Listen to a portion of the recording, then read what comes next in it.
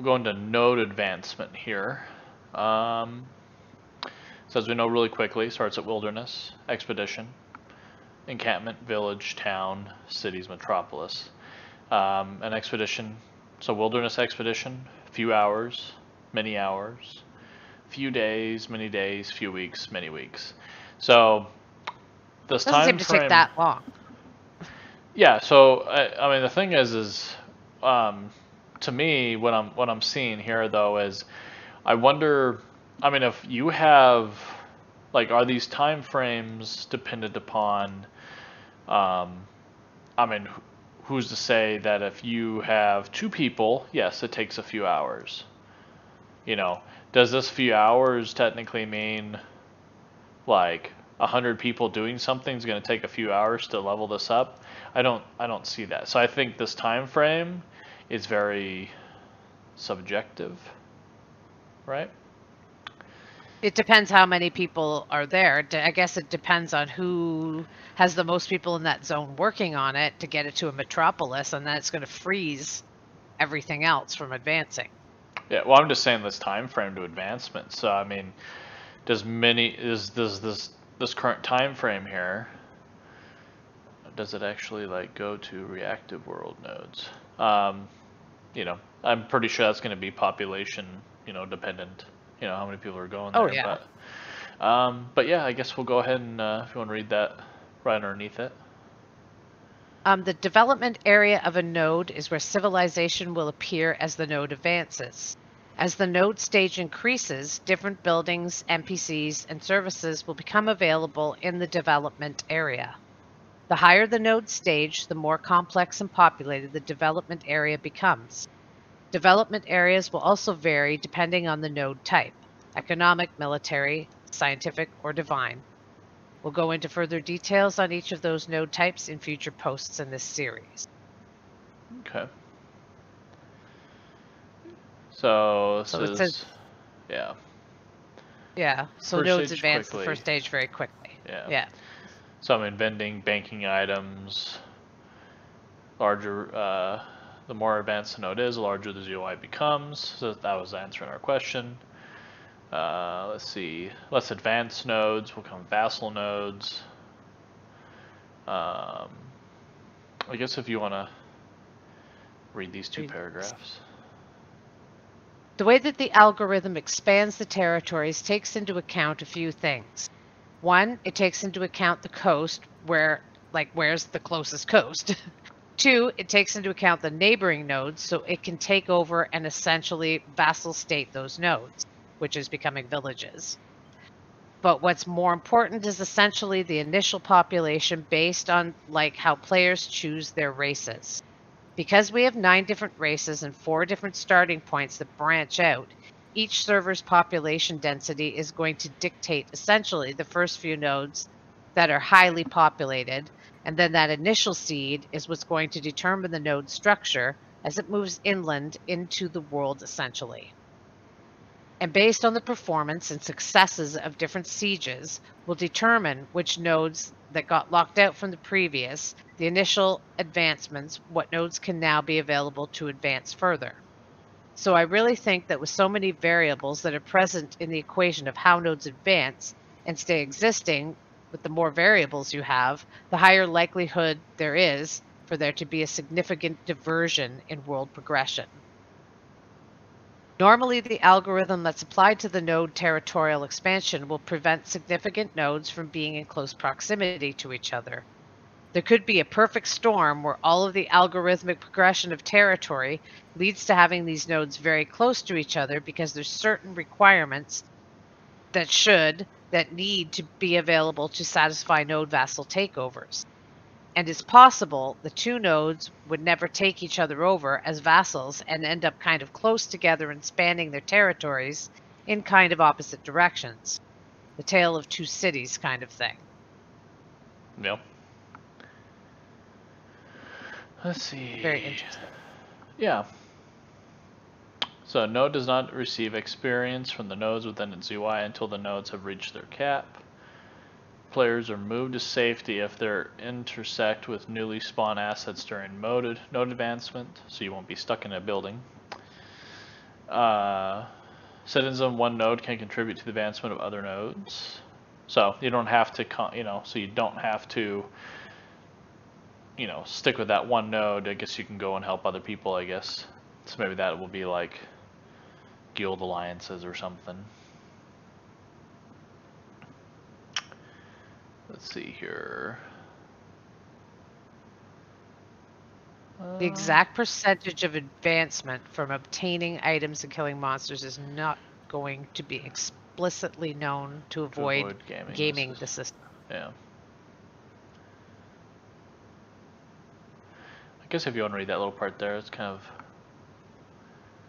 of... different people have different resources invested in nodes progressing, and it would be a little gamey if you could know exactly what was necessary at that point, because that would incentivize people from participating.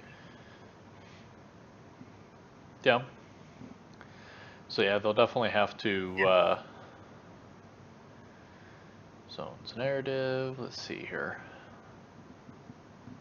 Vassal nodes, like I said, it's just mainly I guess we'll read this little part here. Like I said, won't go into every little thing, as we can tell, barely in the top of this thing here. So you want to see if a node is a... Yep. If a node is a vassal node and is capped from advancing further, it first applies any experience earned to its own deficit. See note atrophy section. And then applies excess experience earned to its parent node. If the parent node advances and the vassal is able to grow, it becomes uncapped. If a node is capped and is both a vassal and has its own vassals, any experience earned from itself or its vassals is first applied to their own deficit. Any experience beyond that is then sent to its parent node. So, what you just read there, itself is first applied to its own. So if you're capped, so if you're at a village and you can't go any higher than level 4 village, then the experience, anything that you're doing in there, would then, once you've hit your cap, because you can't advance your civilization any farther, your node any farther, then it would go to a parent one, which is probably one that's connected to you. Yeah, so bringing this up to again. Help them grow. Yeah, so to bring this up again, so it'd be, this is capped at 3, so then this experience goes to this one until it's capped, then 5, and then to 6. So that's practically how that works. Zones and progression. If you guys want to go and read that. We don't have a strictly level 25 zone. Instead, that zone might have some level 10 creatures near the road, some level 20 creatures deep in the forest, and some level 30 creatures up the mountain. These ratios will change based on the nodes that inform them, becoming generally more dangerous as the node grows. All this civilization attracts the attention of things that should not be. This does not mean that wilderness areas are safe by any means. Some may be safer, but all will have dangers that even the most experienced traveler needs to watch out for. Yeah. See, this constant... Yeah. That's as we saw with that dragon that came in. When you have a level 6 metropolis, then, yeah. Right. Bigger, badder things come after you. Yeah, definitely. Let's see here. So World Manager, I guess you want to read that, for example. For example, if you know iron is being used as a raw resource for a specific crafting path that might drive up the price of mithril or silver, and that will incentivize the market to course correct a little bit. The idea is to provide soft incentives that help to alleviate the demand and also to prop up the supply that might not be present from the economic systems. So that would be pretty good. So it'll try to adjust itself. Yeah, so there's no hoarding and jacking up prices beyond, like 2 extremes. Node entropy. So I'm pretty sure this is how a node dies. Which is just, to me, it sounds like if you're not taking care of your node, or if it's inactive, it'll try to probably get new leadership in there. So sadly, if this game somehow doesn't do well, the world would just start dying. Or it'll get to a point where a metropolis can't sustain itself, so that metropolis then moves down to a city, and then let's say then it levels up at a village because that area isn't as active as it used to be. But I think if the world content and the different, like ways of playing this game, which is going to be many ways of playing this game. I mean, they said their goal is to have more things in the game that a person can do in a day. I think if this game can hit everyone's, niche, then I can see this game going really far. But what I can kind of tell from even the system itself is, they are really betting, and like I said, this is that kind of pros and cons thing. They are really betting on the fact that people are going to interact with this world and actually do things. Well, that's the only way to move it forward. That's the whole thing, is participation. Well, was the between thing, everyone. Well, right? For example, Fates, Final Fantasy 14. How dead does Fates become unless there is an event? Oh yeah, nobody does them. I avoid them like the plague. It's like you do them for a while, and that's just with any game, right? And so this is supposed to be, the system is supposed to feed off each other, it's supposed to create new things, all that stuff. And I think as long as there is a good flood, a good population, then things are going to happen. But if people start quitting the game, either just to take a break and then they come back, like that flux, right? That flux really is going to, in World of Warcraft, Final Fantasy, when the only thing that you see change is there's less people in Limsa Lominsa dancing. Or less people in Stormwind or Orgrimmar, when the game is dead. Running in circles. But in AOC, if you had a metropolis and then people started leaving the game to, either they didn't like it or just taking a break, that metropolis is going to atrophy. De-evolve. Yep. De-level. So it's almost like this game's going to be worse. Like BDO, like when you really get into BDO, Black Desert Online, it makes you want to not log out. Because you're like, why would you log out for? You can gain experience and skill points just staying in the game. I got to build me a boat. Exactly. I still need to get on. I have weeks and weeks and weeks of gathering to make me a good boat. Yep. But the thing is, though, and this game's going to be exactly like this, though, is it's going to take weeks, months to get something, but that something is going to be amazing. And like that ship on BDO, when I get it, because I won't get it someday, it's going to be amazing. You better get back there and work on it. You got a lot of work to do. Well, the little chick thing, I don't know what they're called. I can't remember what they're called. The little gatherer, crafter person. Do you remember what they're called? I'm trying to think. I know it's they're like a Lala. Yeah. But more childlike. Yeah. But not as potato-y. Definitely not as potato-y. More like a potato chip. But yeah, so that's one thing, because that's going to drive your experience and your story. So if nobody's playing it and everything's devolving, things are ripe for a takeover. Like they said, cities will be destroyed if, people aren't even, levying taxes properly. If they're too highly taxed, people will leave. They're under taxed, things will fall apart. So You know, if everybody just ups and leaves, then it's A, ripe for a takeover, or B, it will de-level. Yeah. So, and you know people aren't going to want to let that happen because they'll depose whoever's, you know, running the, you know, metropolis, and somebody will want to take it over. So I think that's what's probably going to drive people to stay in there. Plus the fact that it's not going to get boring. The more you do, the more you grow everything, the more story you're getting. Those are your expansions, is you putting in the time and the effort. Oh yeah. I guess if you want to read this one, if a node delevels.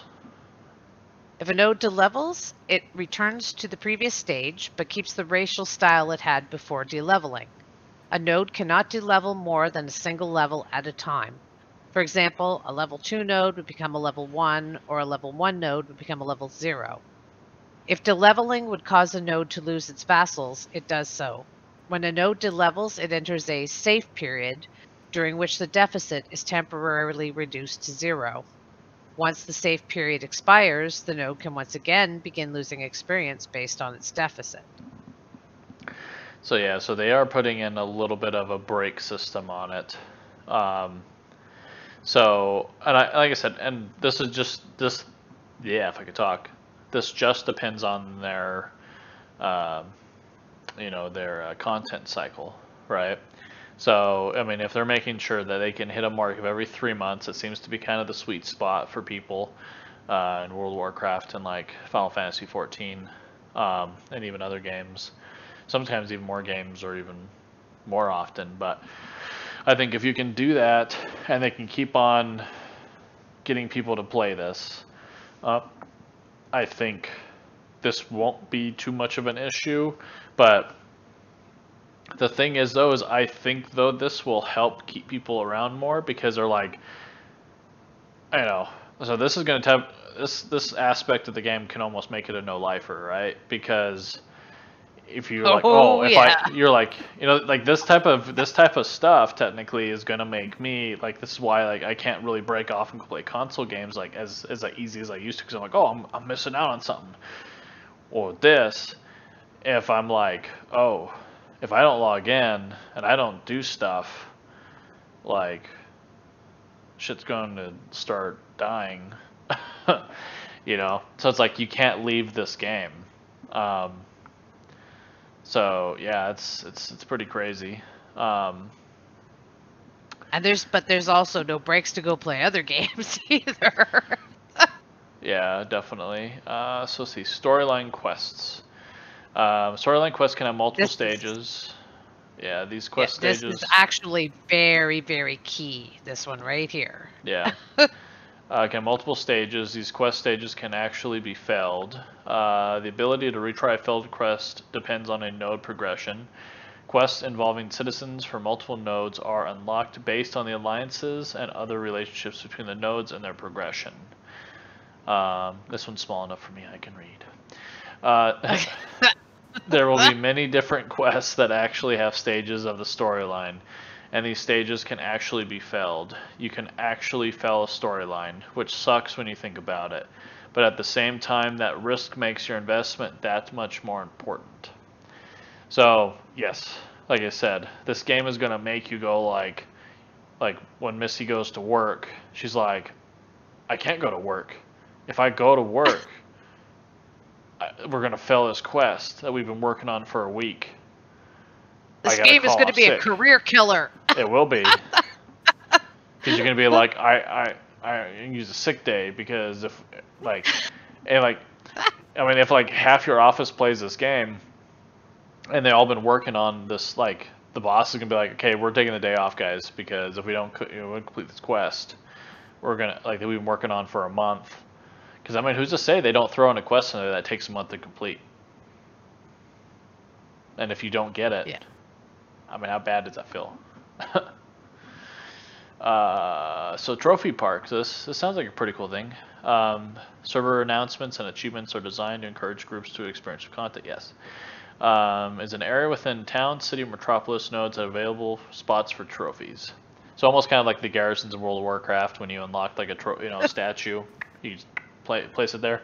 But of course, no one ever went to your garrison, so no one cares to, you know, it was just something you looked at. My friends came to my garrison, because you could bring your friends in. But probably not many. I did. I brought Muddy and Rose. Let's see here. Relics are achieved. Oh, was that over? Oh, that's relic career. Relics are achievements for a node that unlock over time. They allow nodes citizens to craft certain legendary items and progress in certain legendary quest lines. Now, if you have a legendary quest line that's like a month long, you're calling off work that day. If it's like a timed quest.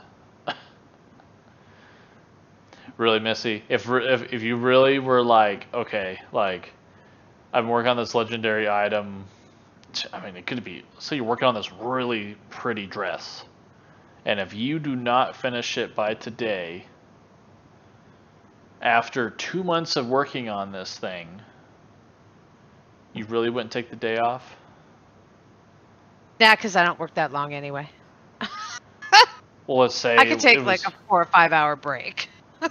You have to sleep. You also have to factor in that you have to sleep.